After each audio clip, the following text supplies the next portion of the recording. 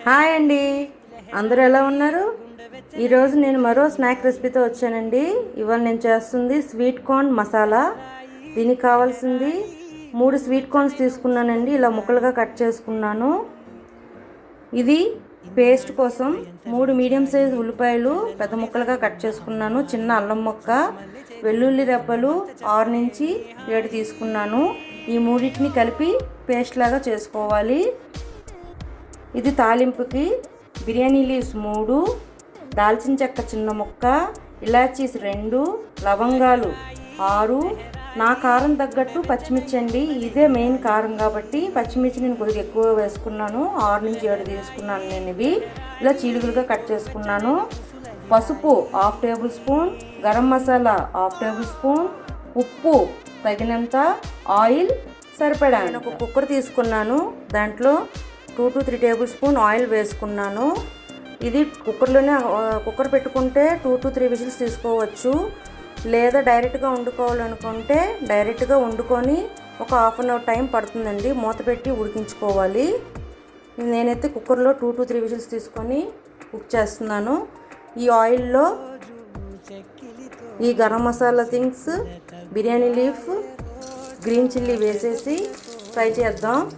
ఇవి ఫ్రై అయ్యేలోపు ఉల్లిపాయలు, అల్లం వెల్లుల్లి పేస్ట్ని గ్రైండ్ చేసుకుందాం. ఇవి వేగిపోయాయి. ఇప్పుడు మనం గ్రైండ్ చేసి పెట్టుకున్న పేస్ట్ని దీంట్లో వేసేద్దాం.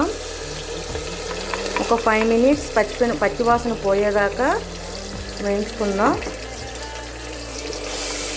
పచ్చివాసన పోయేదాకా వేయించుకున్నాను.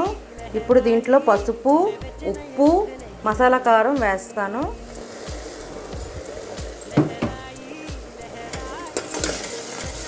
ఇవన్నీ బాగా కలుపుకొని ఒక 5 మినిట్స్ తర్వాత మనం ముందుగా కట్ చేసి పెట్టుకున్న స్వీట్ కార్న్ ముక్కల్ని దీనిలో వేసుకుందాం.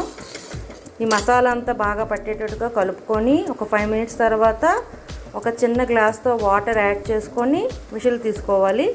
ఇదంతా వేగిందండి మసాలా. ఇప్పుడు నేను దీంట్లో స్వీట్ కార్న్ ముక్కల్ని వేసుకున్నాను.